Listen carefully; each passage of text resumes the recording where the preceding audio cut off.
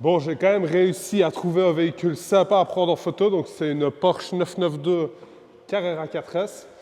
On me l'a prêté pendant 24 heures. Je m'en voulais un peu. On annonce une Lamborghini, une Ferrari et au final, on se retrouve à faire des photos d'une électrique et d'une classe A. Donc, je vais faire des photos pour la mise en vente. Je vais de la laver un petit coup. Et puis, on va faire des rolling shots comme c'était prévu. Je vais faire également des photos plus de mise en situation ou dans un cadre un peu sympa. Bon, je vais faire les photos ici. C'est un arrière-plan neutre, donc ça va aller. Ce qui est un peu ennuyant, c'est au niveau hauteur, on est un peu limité. Maintenant, j'enlèverai le panneau waders sur Photoshop. Alors, au niveau de la focale que je vais utiliser pour mettre en vente un véhicule, je vais utiliser mon objectif, donc un 24-70. Je vais toujours rester entre 35 et 50 mm. À 24 mm, on va un peu déformer le véhicule et il faut, pour la mettre en vente, que ce soit réaliste. Donc je ne veux même pas aller sur des focales beaucoup plus hautes, 85 mm ou autres. Au niveau de l'ouverture, je vais tout le temps être entre f5 et f10, à mon avis f7 vers là, pour que la voiture soit bien nette.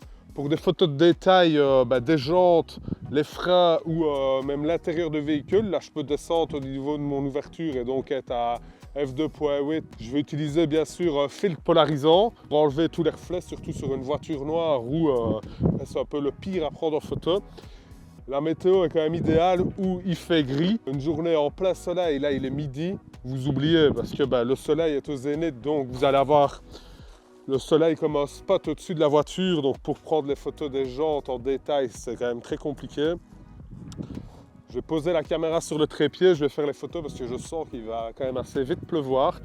Donc oui, au niveau de l'arrière-plan, pour mettre en vente un véhicule, ce qui est quand même idéal, c'est quelque chose de neutre, où comme ça, la personne qui va regarder le véhicule ne va pas être distraite par tout ce qui se passe derrière, quoi. On verra vraiment le véhicule va ressortir.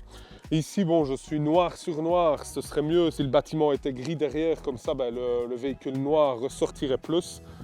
Mais bon, voilà, je ne vais pas perdre 6 heures là, cet après-midi à faire les photos vu qu'il y a encore les rolling shots. Alors, autre conseil également quand vous faites des photos d'une voiture, c'est de toujours allumer les phares, c'est beaucoup plus joli.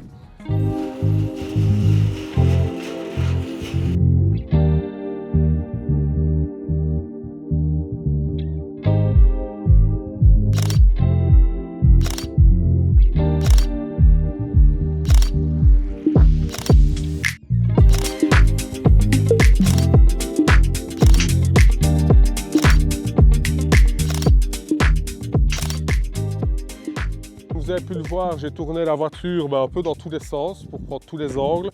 Je vais faire également le capot, le compartiment moteur et également des photos de détail de l'intérieur du véhicule pour montrer un peu les options et la configuration de celle-ci. Ouais, il faut vraiment se dire en fait que ce genre de photo n'est pas destiné à être artistique, il faut vraiment juste voir le véhicule. Voilà, je vais faire les photos des jantes. Donc, le sigle Porsche n'est pas à l'endroit, c'est des petits détails, mais je vais remonter dans la voiture. Je vais reculer un peu la voiture pour le mettre parfaitement droit. Bon alors, comment vendre également ce genre de service au garage à côté de chez vous? Il faut leur dire en fait que faire des photos professionnelles, quand la personne, l'acheteur va regarder les annonces, une photo faite par un photographe va directement ressortir comparé aux autres véhicules où c'est des photos amateurs qui ont été faites. Donc pour ce genre de véhicule, clairement, faire des photos professionnelles, faire un simonisage complet de la voiture, un nettoyage intérieur-extérieur pour qu'elle soit parfaite et d'enlever tous les défauts, ça va clairement augmenter la valeur de la voiture. Et au final, vous allez récupérer l'investissement que vous avez fait car vous pourrez la vendre certainement plus cher. Donc c'est un argument également à mettre en avant auprès de votre futur client. Bon, alors comment savoir que c'est une 992 cette Porsche? Il y a 9 fenêtres à gauche, 9 fenêtres à droite et 2 au milieu. Fait 992. Je ne vais pas rentrer trop dans les détails pour pas sortir un V12 hors de cette Carrera 4S et pas faire la même erreur que dans l'ancien vlog. Autre chose également, quand on vous passe une voiture de ce type, demandez toujours si vous pouvez la nettoyer, parce que si jamais le proprio vient de la simoniser, il faut quand même, surtout une voiture noire, il faut laver ça correctement, il ne faut pas aller dans des car wash où il y a les grosses brosses qui tournent ou utiliser même les brosses, les genres de balais où il y a plein de crasse dedans parce que ça griffera toute la voiture.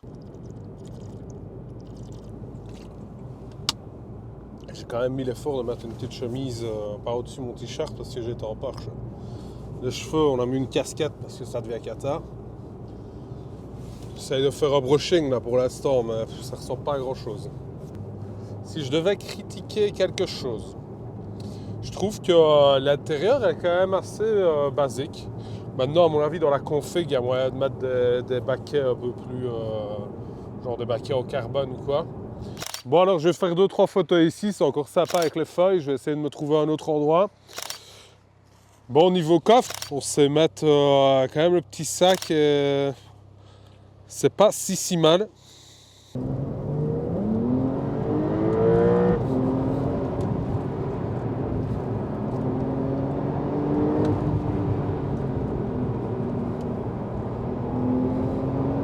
Sur un autre spot, ça va être sympa avec les bois en arrière-plan. Plus, on a une belle route quand même. C'est un endroit en fait où je viens tout le temps parce que c'est juste à côté de chez un de mes clients où je dois faire également des photos de voitures.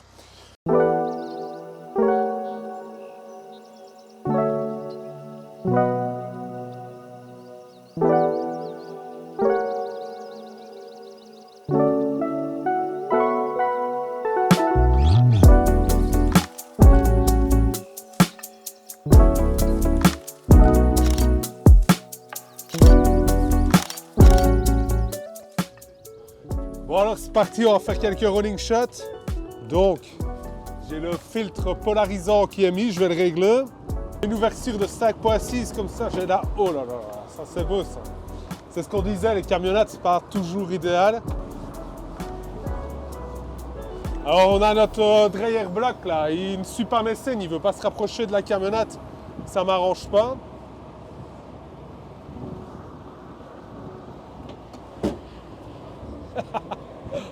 Putain. Ah, c'est rock'n'roll.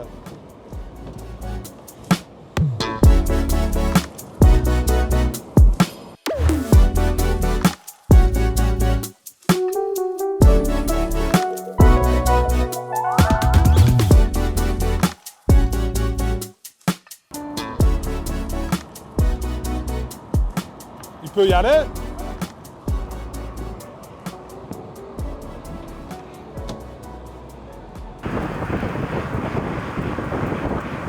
Face, porte à moitié ouverte.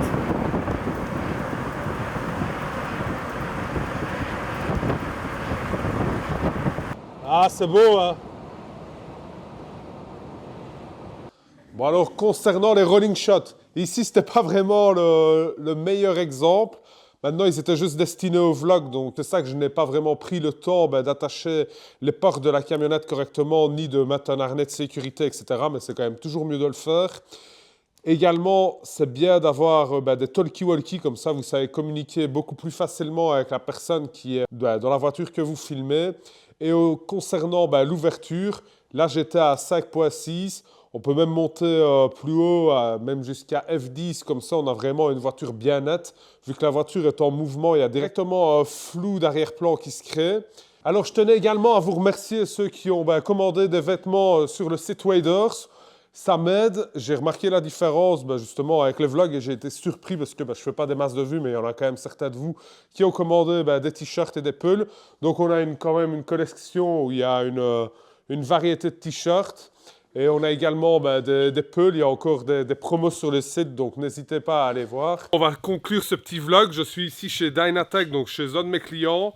On est en train de faire des passages au banc avec une M2, il y a également l'installation d'un échappement sur une M3, je vais vous présenter donc Garcia. Enchanté Garcia. Bonjour à tous. Peux-tu nous en dire plus ici sur la stalle? Sur le projet en cours. Ouais. Donc là on est en train de peaufiner un stage 2, une modification électronique plus des pièces performances sur une toute nouvelle M2.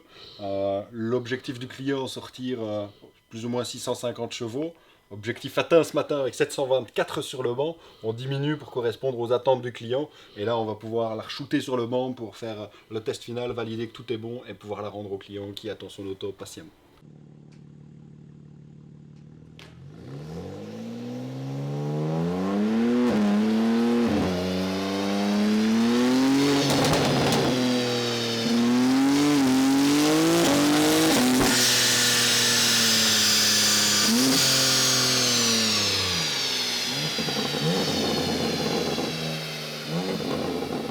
Et dis-nous en plus par rapport au service justement de Dynatech. Donc, Dynatech, c'est une société spécialisée dans la reprogrammation moteur, donc l'optimisation électronique.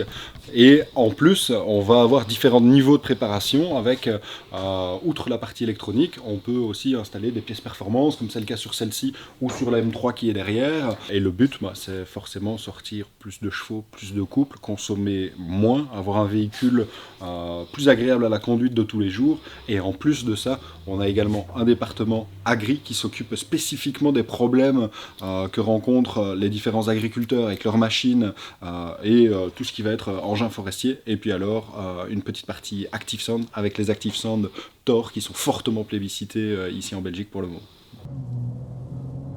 Donc ça marche plutôt fort quand même, non? Ouais, ça marche plutôt fort, c'est assez surprenant, il faut rester quand même bien éveillé les deux mains sur le volant, mais je suis plutôt satisfait de la dernière version de cartographie qu'on a faite, qui sort le même couple en pic, mais par contre on a une arrivée de couple qui est un peu plus douce, un peu plus linéaire et qui rend l'auto beaucoup plus efficace, beaucoup plus roulable au jour le jour. Il ne faut pas oublier ici que notre client, il doit passer les 890 Nm sur les deux seules roues arrière. C'est un véhicule qu'il utilise au jour le jour. Donc le but est que le véhicule reste utilisable et que monsieur ne se fasse pas peur avec son véhicule. Donc c'est là l'intérêt aussi, outre le test au banc qui nous permet de vérifier les paramètres de fonctionnement moteur avec notre cartographie. C'est là que c'est intéressant de faire également un petit essai routier. On a profité, on a été faire un petit test routier et j'ai fait également quelques photos avec la carrière en arrière-plan, je vais vous les mettre.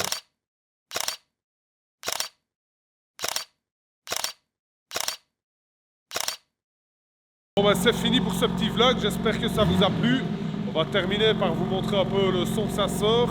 N'hésitez pas à liker la vidéo, à commenter. Et on se retrouve à la prochaine. Ciao!